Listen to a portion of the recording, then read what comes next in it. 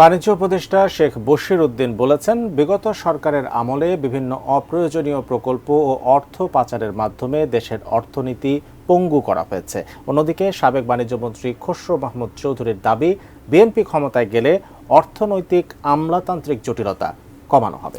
সকালে রাজধানীর মহাখালীতে সিপিডি আয়োজিত এক সেমিনারে দেশের অর্থনৈতিক কৌশল নিয়ে এমন বক্তব্য উঠে আসে। মাহাদি সিকান্দারের রিপোর্ট। দেশের অর্থনীতির অবস্থা কেমন, ব্যাংক খাতের ভঙ্গুর দশা আর বিগত সময়ে অর্থ পাচারের ঘটনা সামনে আসায় তা সহজে অনুমান করা যায়। কদিন আগে প্রকাশিত অর্থনীতি বিষয়ক শ্বেতপত্রেও উঠে এসেছে আর্থিক খাতের নানা লুটপাট, অর্থ পাচার আর অর্থনীতি পঙ্গু করার নানা সমীকরণ। কোনোভাবেই রপ্তানি তাড়িত গ্রোথ মডেল ফলো করে নাই। গবেষণা প্রতিষ্ঠান সিপিডি আয়োজিত অর্থনীতির পুনঃকৌশল নির্ধারণে টাস্কফোর্সের দেয়া প্রস্তাব নিয়ে 2 দিনব্যাপী সম্মেলনের প্রথম দিনে অর্থনীতিবিদরা তুলে ধরেন অর্থনীতির নানা চ্যালেঞ্জ। বৈচিত্র্যহীন রপ্তানি আর কঠোর আমদানি নীতির কারণে আগামীতে আরও কঠিন সময়ের মুখে পড়তে হবে বলেও যুক্তি তুলে ধরেন তারা। বসুন্ধরা ডায়াপেন্ট এখন আরো উন্নত। এই hot air through top sheet দ্রুত শোষণ করে সোনামণিকে দেয় কোমল অনুভূতি। যদি আমাদের একটা সেক্টরে ধস আসে বা একটু যদি আঘাত লাগে, আমাদের কিন্তু পুরা রপ্তানি খাত কিন্তু ঝুঁকির মধ্যে পড়বে। Is it an issue of import liberalization or is it an issue of state power? যতই আমরা কম্পারেটিভ অ্যাডভান্টেজের কথা বলি, চিপ লেবারের কথা বলি, দিস ইজ নট সাস্টেনেবল।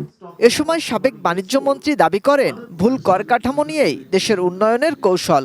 আশ্বাস দেন, বিএনপি ক্ষমতায় গেলে কমানো হবে অর্থনৈতিক ভোগান্তি। Deregulation and liberalisation of the economy, তখন দেশে কনফিডেন্স বাড়বে, বিদেশিদের কনফিডেন্স বাড়বে, এবং that is the only way to go forward. আপনি টুকটাক ছোটখাটো এইসব পিস মিল রিফর্ম করে কোনো কাজ হবে না।